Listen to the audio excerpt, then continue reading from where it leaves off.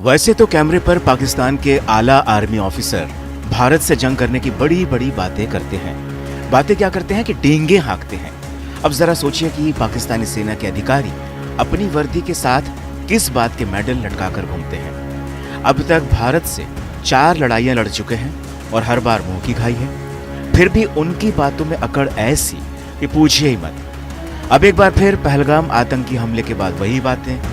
एक तरफ पूरा पाकिस्तान बौखलाया घूम रहा है, शहबाज शरीफ सरकार के मंत्री बकवास पे बकवास किए जा रहे हैं, तो दूसरी तरफ पाकिस्तान को कंट्रोल करने वाली पाकिस्तानी फौज के फ्यूज ही उड़े हुए हैं। पाकिस्तान का बच्चा बच्चा जानता है कि पहलगाम हमले का बदला इस बार बड़े तमीज से लेगा।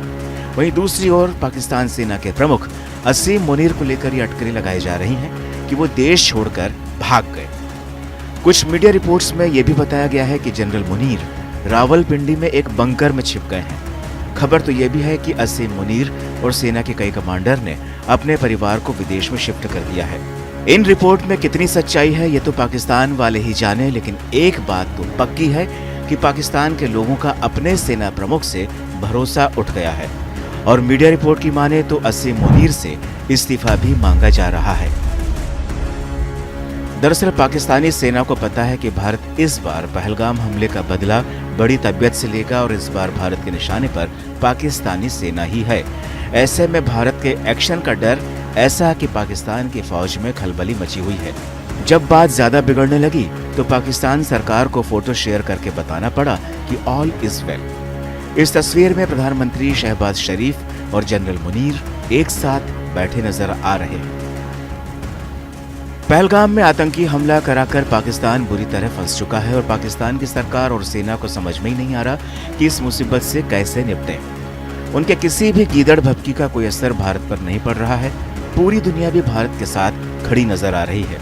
पाकिस्तान ने दावा किया था कि तुर्की पाकिस्तान को हथियार देने पर राजी हो गया, लेकिन बाद में तुर्की ने इस खबर का खंडन करके पाकिस्तान की बड़ी बेइज्जती कर दी। पाकिस्तान ऊपर से चाहे जितनी भी डींगे हाँक ले, लेकिन अंदर ही अंदर उसका डर इतना बढ़ गया है कि रातों की नींद उड़ी हुई है। हालात तो यह है कि अगर कोई पाकिस्तान को कहे कि भारत के कदमों में नतमस्तक हो जाए तो वो भी करने को तैयार हो जाए, लेकिन उसे यह भी पता है कि अब पानी सिर के ऊपर से पार हो गया है और अब भारत किसी भी सूरत में माफ नहीं करेगा। ऐसे में पाकिस्तान के हुक्मरान भारत के एक्शन के इंतजार में बैठे हैं, क्योंकि उन्हें यह भी पता है कि अब उन्हें भारत से सिर्फ भारत ही बचा सकता है और हिंदुस्तान उसे पीओके में सर्जिकल अटैक और बालाकोट में एयर स्ट्राइक करके चेतावनी दे चुका था, जिसे पाकिस्तान ने अनसुनी कर दिया। तो अपने किए की सजा अब भुगतो, क्योंकि इस बार प्रहार जबरदस्त होगा, कुछ ऐसा कि पाकिस्तान के टुकड़े टुकड़े हो जाएंगे।